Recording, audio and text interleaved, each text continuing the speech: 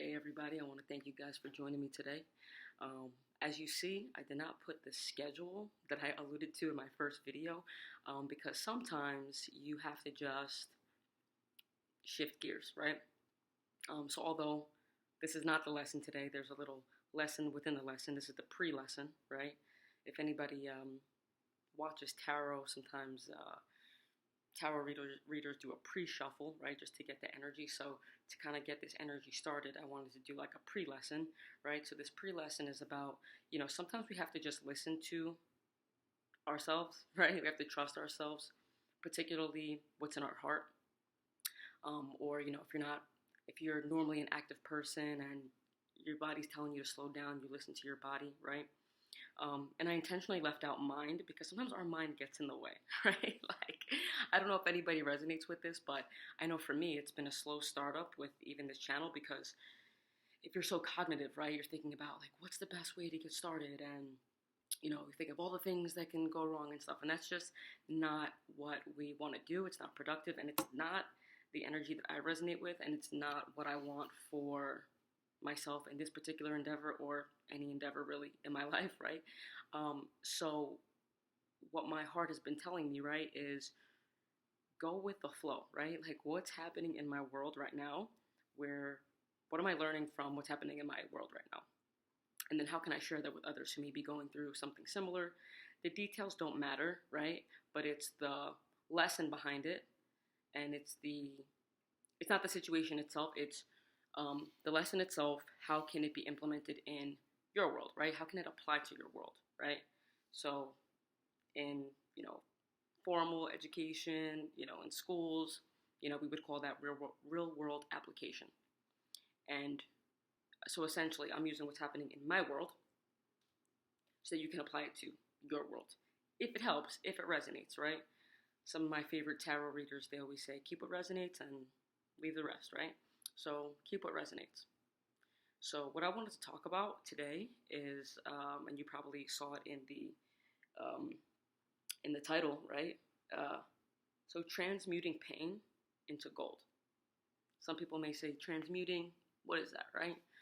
So transmuting is you're transforming something into something else, right? Some people allude to this word alchemy, right? So you're taking what you have and it's now transforming into something else. Why is it just not called transform then? Well, because if I'm transforming from, let's just say, a millionaire to a billionaire, yes, I'm gaining, but I already was in a pretty good place, right? Transmuting, it's a 180, right? So when we think of alchemy, you're taking dirt and now it's a ruby, right? You're taking coal and now it's a diamond. You're taking pain into gold. And when I say gold, clearly I'm not talking about tangible gold, the element.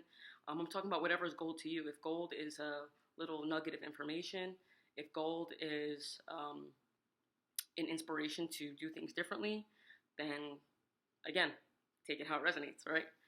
So, so we all always go through things that we just don't want to be happening to us, right? But, as of recently, what has, come to me in terms of just intuitive downloads and what comes to my head and my heart and my intuition, and also, if you're into synchronicities, you can see it in certain signs or through conversations with people. But sometimes things that are unfavorable in our world, it's not really happening to us, many times it's happening for us. But if we don't recognize that, then we stay in this energy of I'm just not feeling this, right? And while it's important to acknowledge how you're feeling, right, because there's a certain level of respect that we should, I'm sorry, I keep moving this because I'm just uncomfortable. There's a certain level of respect that we should have for ourselves and our emotion, right? So to acknowledge it, to feel those feelings, if you have to cry, however it is that you deal with those things, it's fine. The problem becomes when you stay there. And the reason why that's a problem, besides the obvious, is we just don't want to stay there because it just doesn't feel good. Beyond that, when you stay in this like negative energy, or if something didn't work out for us, or you feel a sense of lack, something's not happening, something didn't come through, you feel rejected, whatever it is, if you stay there in that energy, other aspects of your life that either A, you won't be able to see what's actually going on in your world that's like good, right? Or you're staying in that energy, so you're inviting in more negativity, right? If that makes sense. So the question is, right, we're just human beings with emotions. Okay, we could acknowledge it, but then tomorrow I still feel like crap. So what do I do? So there's always steps to this, right? And I had mentioned it in my last video, is that there's steps to getting to some type of goal. We can't just say, I'm sad. The goal is to be happy, so I'm happy. It's not real, right? It's not authentic. And it's that like fake it till you make it energy, which like I do feel like that's a step, right? I feel like if you're faking it till you're making it for like weeks, then there's a certain level of like you're not being really authentic, and there's a certain level of like you're being like disingenuous, right? And again, to yourself. It doesn't really matter how you're being perceived to other people. And I know that sounds kind of cold, but it doesn't, right? One of my heroes in life is RuPaul, and he has many quotes and mantras that have changed so many people's lives. But for me, one that stands out the most is, what other people think of you is none of your business. And my interpretation of that is, it really just doesn't matter, because while other people's energies may influence us, you create the world that you want to live in, right? So when I think of this fake it till you make it energy, it is a step, right? Because we can't go from sad, happy, like it's just not, that's just not how it works, right? But you could fake it till you make it as a step, right? You may start there and just say, you know what? You talk real nice to yourself. You remind yourself what's going well for you. You look around and you acknowledge your blessings. You may want to write those things down. You turn up your, the happiest song on your playlist, because sometimes you have to force the energy.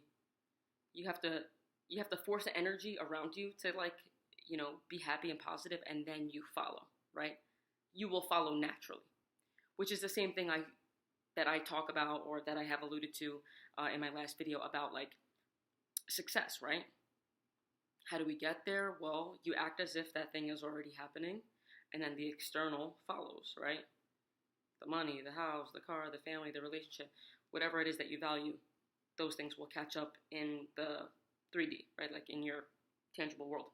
Excuse me. So that's the same thing with our emotions, right?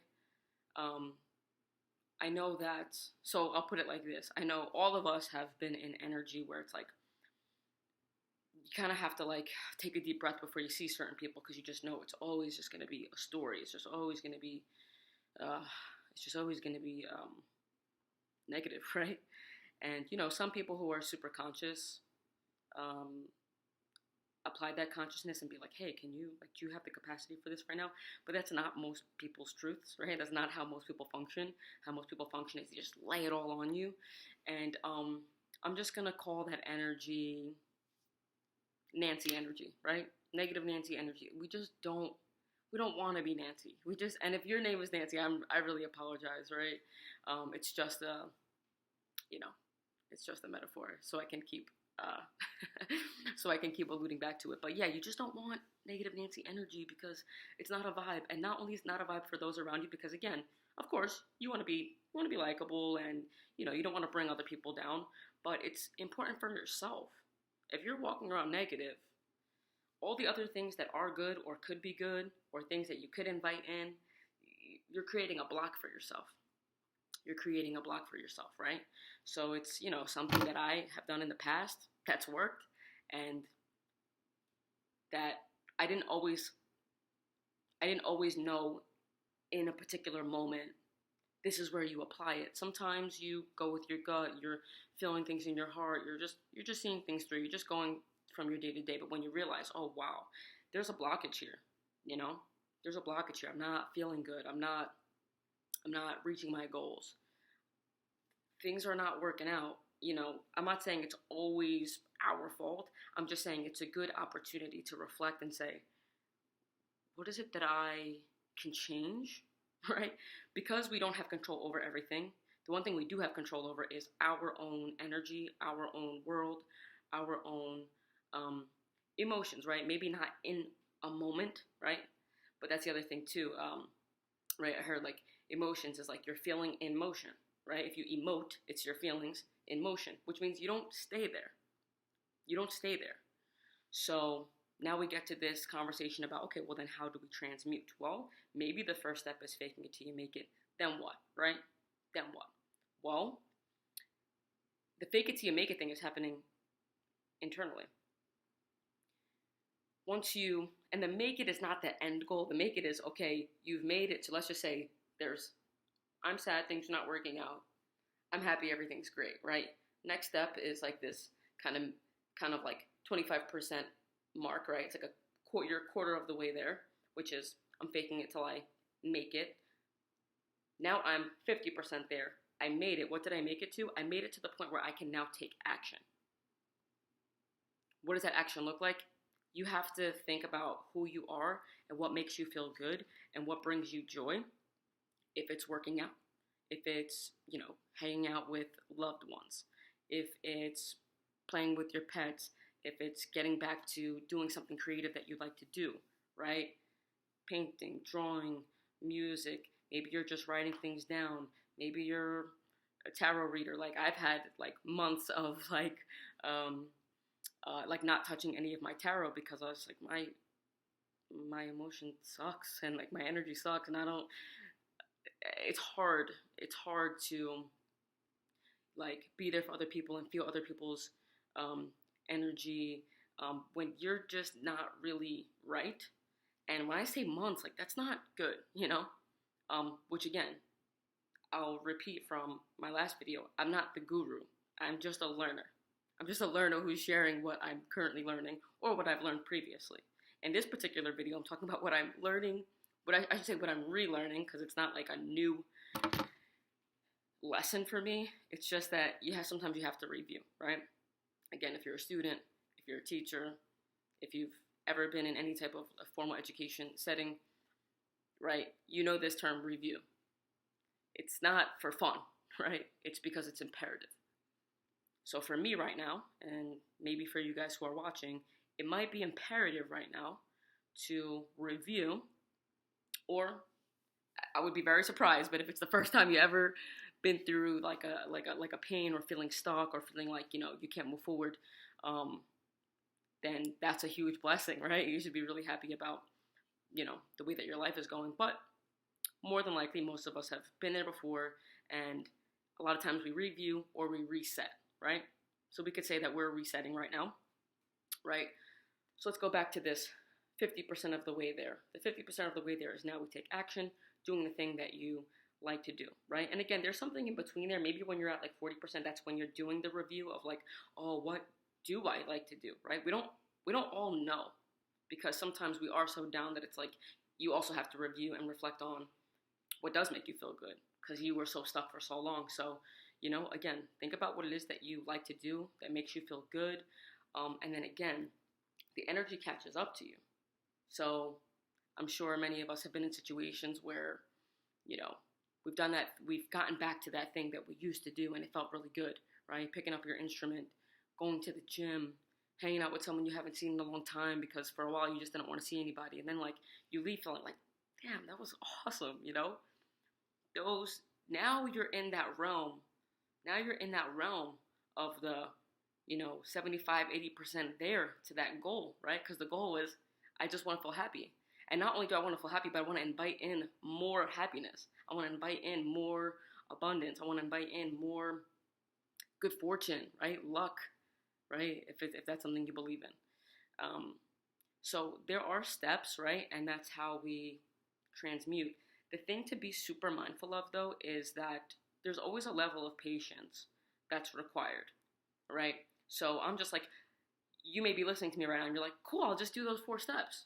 So I should feel good in like 4 days. It just doesn't really work like that, right? Because energy is not really, we can influence it, right? That's what the whole process of transmuting is. We can influence it. But everybody, there's a level of healing, right? That takes place during this process. And everyone heals on their own time, right? Everyone heals differently, right? Sometimes people need more time. Sometimes people need to, have more rest. Sometimes people need to, find ways to shut our minds down. So that's the one thing that I will say is be patient with yourself during this process. And like the world that we create, that's our reality, right? Because the situations around us, they're not in our face constantly, usually. If that is your situation, then it might be so extreme that you need professional help, guidance, right? But normally these situations that are unfavorable for us or things that are not working out or whatever, they're usually not in our face. It's like it's in the background. It's the thing that happened that we're still hanging on to. It's the thing that didn't work. It's the crappy week we had or whatever. It's usually not right there in our face. So we have to think about what is right here in our face. If there's a sense of nothingness, you got to make something, right? You got to make something. Hey, at the end of the day, someone asks you, how was your day? Well, let's go through it, right? Watch the really cool video about, how to how to find a way to be happy. And, then I told myself in the mirror or in the car or whatever, let's do this. And then you blasted some house music or you blasted your hardcore metal or whatever it is that just makes you feel good, right? There's a sense of release or there's a sense of fulfillment.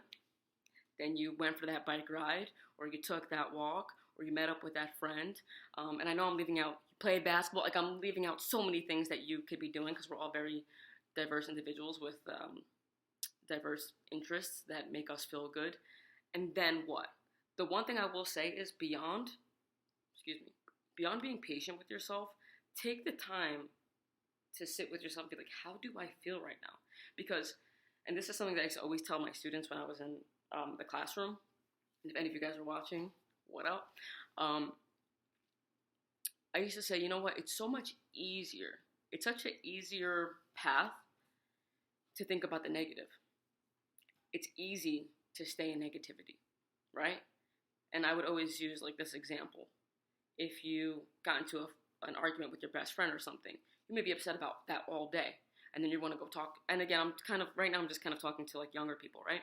Because when you get older, you can pick the energy you want to be in, right? But when you're younger, you want to be accepted and stuff like that. So if you're a young person listening or a person who just has a younger energy or a person who just, your world is your friends. There's no judgment here, right? Maybe that's your truth. It's not your truth. As you guys know, I'm a Cancer, so I'm a little bit of an introvert. But if that were the case, someone upsets you, you felt betrayed. Maybe it's not a friend. Maybe it's another type of relationship, someone in your family, a romantic relationship, whatever. It's so easy to hang on to that energy all day, and then you see your other friends and you tell them about it, and then you hear a sad song and it feels good to just wallow in that. Again, it might be that's a part of the process. You just don't want to stay there, right? Because that's too easy. That's too easy, right? And now think about this opposite end of the spectrum. Let's just say you're a college student. You've been struggling in this class, and end of the semester, you realize end grade, and the end of the semester grade, 94. You're pretty happy. You're pretty proud, right? You tell your parents, you tell your girlfriend or whatever. I don't think that we hang on to that for long enough. We're just like, yeah, I did that. Oh my God, can you believe I got this job, or I got that.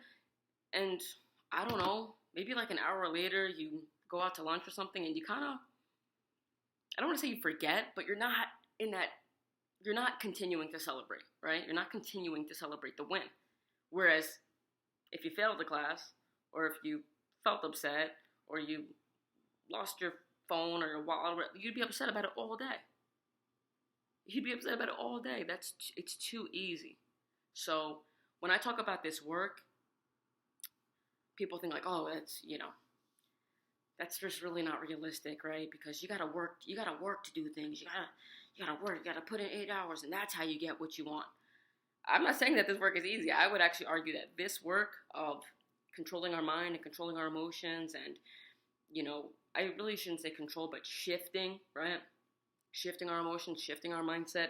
I would argue that that's harder work, right? Because when we think of like work and you go into work and you clock in and you're digging and you're whatever it is that you guys do for work, right? I don't know if there's like minors on this on this video watching or whatever, but at the end of the day, some of that is kind of autopilot, right? Some of that is you're just used to this thing, If you're a call center person, you're used to taking these calls. You're used to all these complaints. And it's like second nature, This work is a lot of reviewing, readjusting, reshifting. And even when you become really good at it, you have to do it again, right? It's the same reason why I said, yeah, this is something that I've learned in the past. And now I'm learning it again. So it's just something to think about is, there's really, really great benefits to this type of work. But because the way that the universe works and the way that life works, even when you get to that goal, right? You meet 100% now. You're feeling really happy. You're inviting really great things in. You are celebrating. Life happens. Life happens. So maybe it's a few weeks, maybe it's a few months, maybe it's a few years later, whatever it is. There's another situation where now we have to review again. We have to do this process all over again because things are feeling so crappy and things are feeling so painful that we can't stay there, right? If things are not working out for you, I'm going to try to wrap it up, but this is something that I have told myself recently. If things are not working out for you, there's a level, I don't know what that was. There's a level of consciousness or even like in our emotions, we're like, oh, like, why am I being punished, That's where I started. I started with, why is this happening to me?